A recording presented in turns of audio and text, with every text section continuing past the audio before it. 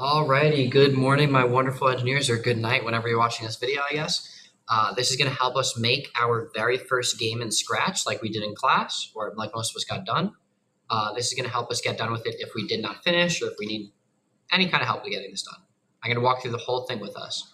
The game that we want to make is this little baseball game, or it could be thought of as like an FPS aim trainer. Basically what happens is when you click go, we're going to have some targets flying towards us, and we need to click on them to send them back and reset them. And if we let them get too big, then the idea is that they hit us, and that's a game over, and we lose. We're going to make this game together. The first thing you need to do is make sure you're signed into Scratch. Make sure your username is in the top right corner. Hopefully you're signed into Scratch with a classroom account. That'll make things a lot easier for you going forward in the year.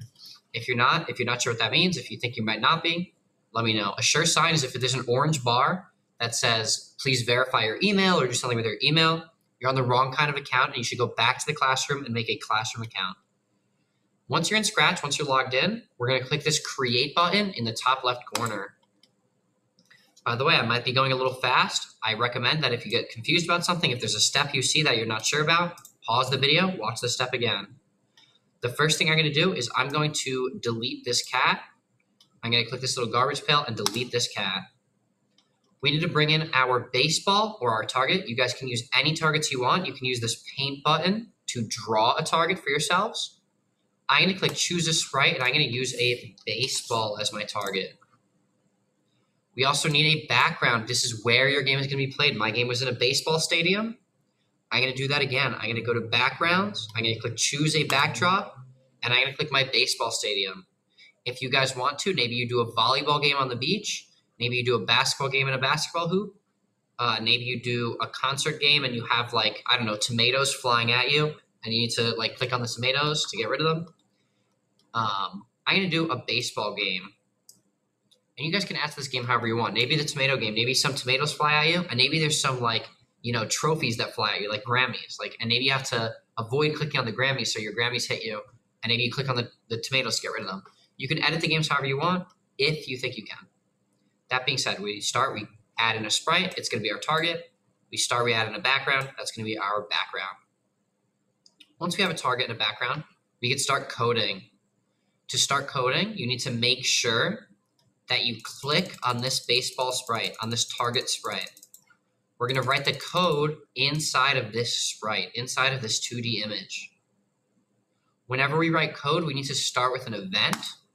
An event is going to tell our code when to run. I'm going to start with an event that says when the green flag is clicked. What this code block is going to do is it's going to make it so that when the green flag is clicked, all the code blocks below this start running. They're going to run from top to bottom, and they're going to run in order. So I need to make it, let's see, what happened in my original game? Well, I know the ball was getting bigger. So I'll make it so that when the green flag is clicked, the ball can start getting bigger. I'll go to looks, which is this purple section, and I'll use change size by 10. That'll make it so each time I click the green flag, when the green flag is clicked, the size will change by 10.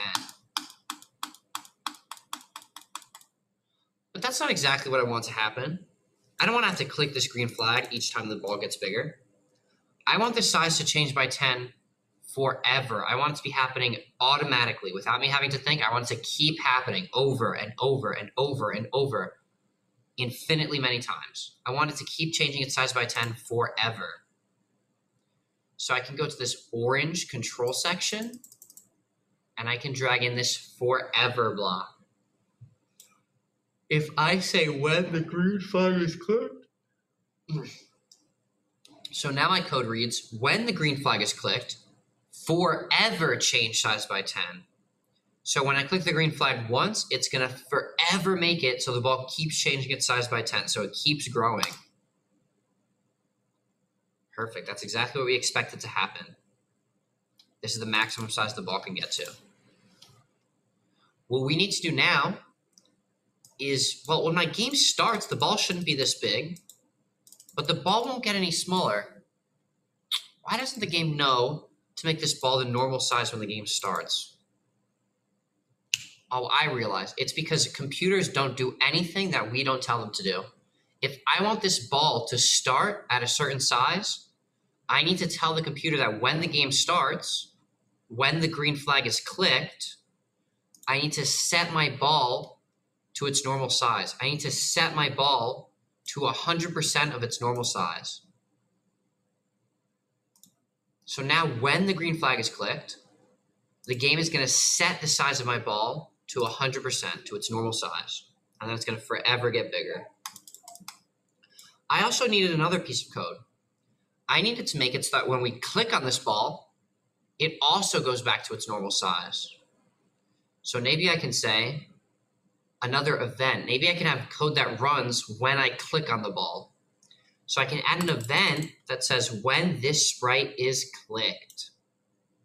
What this block is going to do is anytime this sprite is clicked, any code attached to this event is going to start running. So I could say when this sprite is clicked, we'll set its size to 100. Now, every time I click on this sprite, it's going to go back to its normal size. In that first game we looked at, in that test game we had played, when I click on the ball, something else happens as well. The ball also goes to a random spot on my screen. Anytime we're moving a sprite, anytime we need code that changes the position of something, that's going to be in this blue section in motion. And these are blocks that make our baseball or our sprite move. So I could say that whenever I click on my ball, I could tell it to go to a random position. So when this sprite is clicked, it's going to go to a random position, and then it's going to set its size back to a normal size. Okay, this looks pretty good. This looks just like what I had before. Let's make it so that I gain points. So that every time I click on this ball, not only does it go to a random position, and not only does it set my size back to 100, let's make it so when this sprite is clicked, I gain 1 point. To do that, we're going to go to Variables, which is the orange section near the bottom, and we'll click Make a Variable. I'll name this variable Score, and now I have a score variable up here. So now when I click the ball, wait, why is it not giving me points? Doesn't the game know that every time I click on my ball, I'm supposed to gain a score? Why is it not working? Oh, it's the same problem we had before. It's because the game only knows to do what we tell it to do.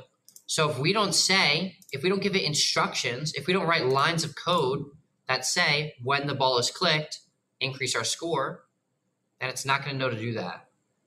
So we need to grab this code block that says change my variable by 1. And now when this sprite is clicked, it's going to change my variable by 1. Wait, but score isn't going up. Oh, that's because this is a weird glitch. But my variable, that's not score. That's my variable. We don't need to change my variable by 1. We need to click on my variable, and we need to set this to change score by 1. That makes a lot more sense. So now when this sprite is clicked, it's going to change score by 1.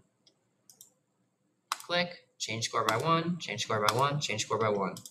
Awesome. This looks like a working game now. It looks like we really have something working well. Oh, that's a little too big. Let me restart the game. Oh. I think there might be an error or something. Yeah, when I'm starting my game, my score isn't resetting back to 0. I'm starting with the score that I ended on last time.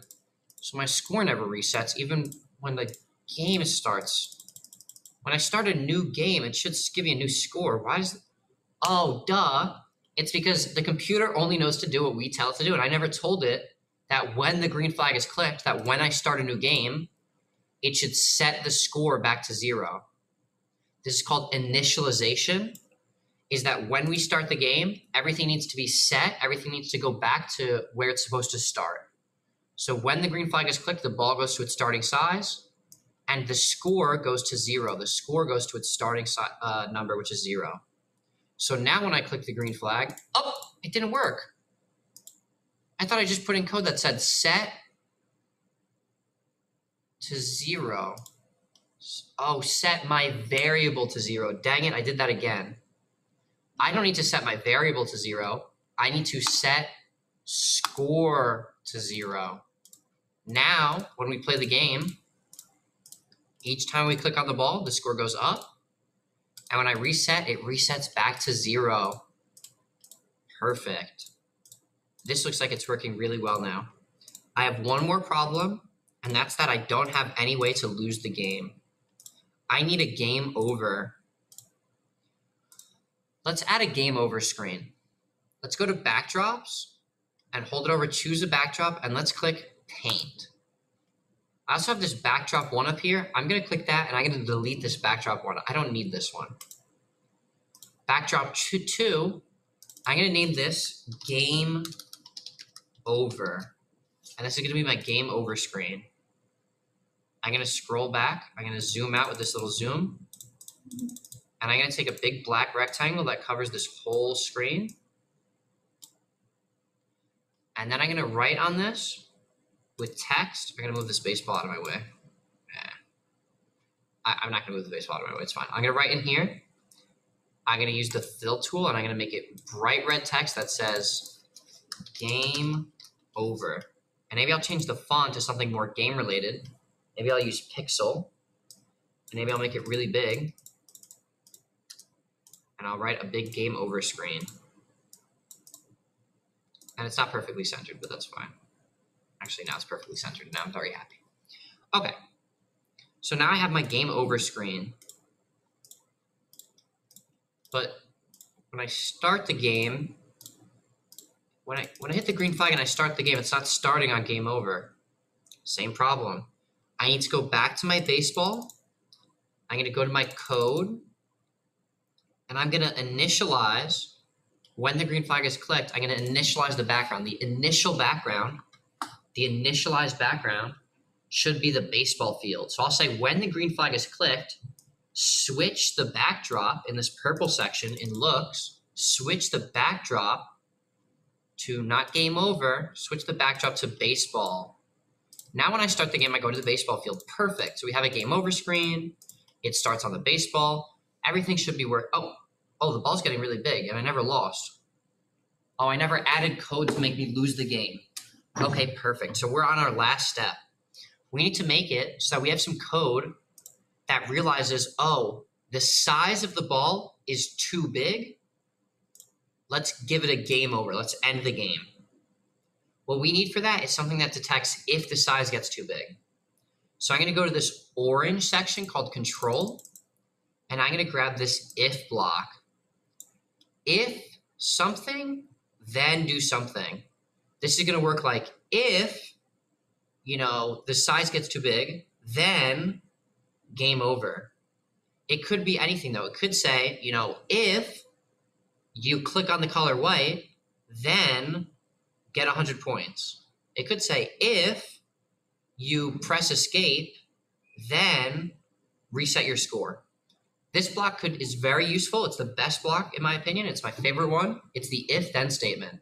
What we need is code that says if the ball is too big, then game over.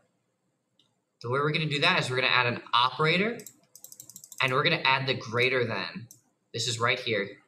Something is greater than 50. What we're going to use that for is we're going to see if the size is greater than 400, meaning if the size is 4 times bigger than the original number.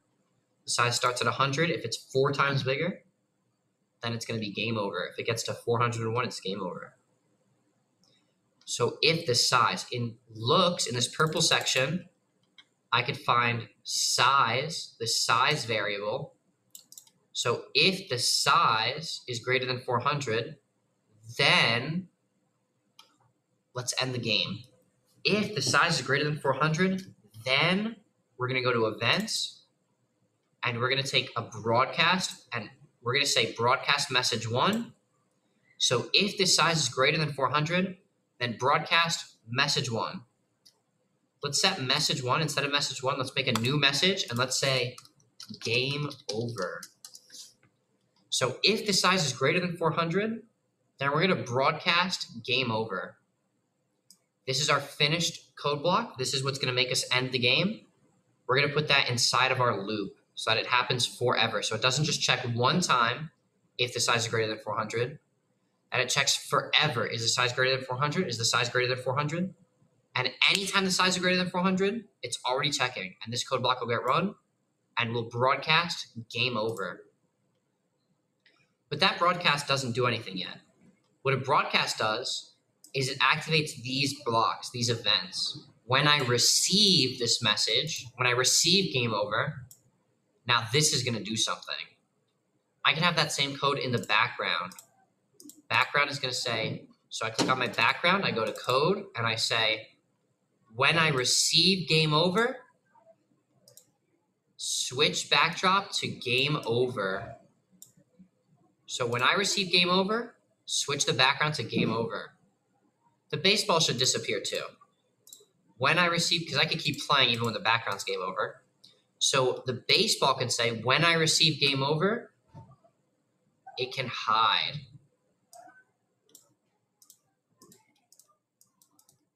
So now, perfect. When I lose the game, when the game ends, the baseball hides. When I receive game over, the baseball disappears. That looks awesome, but there's a new problem. My game won't start. Oh, it's because when the green flag is clicked, my baseball never shows back up. It's still hidden from when we lost last time. So when the green flag is clicked, I should show my baseball. Now it gets too big. I lose. I click the green flag, and I start playing again. This looks awesome. This looks like our finished game. I'm going to do one more thing. I'm going to double-click this baseball or right-click this baseball, depending on what computer you're on. And I'm going to click duplicate.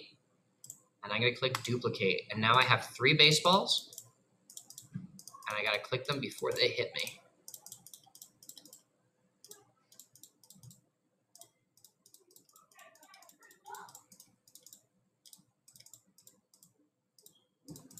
All right, looks good. It might be a little too fast. Maybe this is too hard. I could say when size is even bigger, I could say maybe when it gets to 500, that'll give me more time to click on them before I lose. Or, which didn't work, or I can change size by a smaller number. Maybe I change size by 5. Now they're going to be growing half as fast. So instead of changing size by 10, they change by 5. If I want it to be really easy, maybe I change size by 1. Oh, and that's only working for 1 baseball because I'm only updating the code inside of 1 of the baseballs. That's okay. I'll leave it at 10. Maybe I'll delete these. Maybe I can go in the first one. Maybe I'll set this one size to change size by maybe 4. And maybe I'll duplicate that one. And maybe that could be my baseball. Now they're really slow. Now this game is really easy. And that's the game. You guys can click this yellow share button. You guys can maybe name it my game. And you guys can give me this link and submit it to today's assignment, making games in class. Anyone who didn't do this assignment is going to get this video sent directly to them. Thank you guys, and enjoy the rest of your day and obviously the rest of your year. I look forward to seeing you every single day. We're doing fun stuff. I will see you all later.